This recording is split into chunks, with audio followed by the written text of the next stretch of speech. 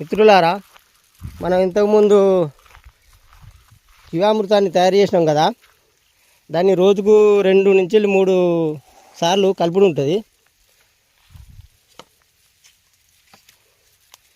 ఇట్లా కలపాలి.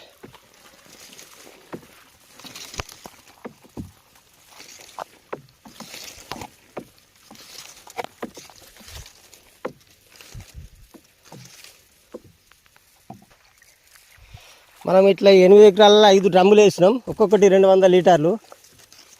ఇట్లా రోజు వీలైతే 3 సార్లు లేదా 2 సార్లు ఇట్లా సవ్య దిశలా తింపాలి. ఒక 5 నిమిషాల నుంచి 10 నిమిషాల దాకా తింపితే ఇది తయారైపోతుంది. ఈ వాటికి 3 రోజులు ఆల్రెడీ తయారైంది. ఇంకా 2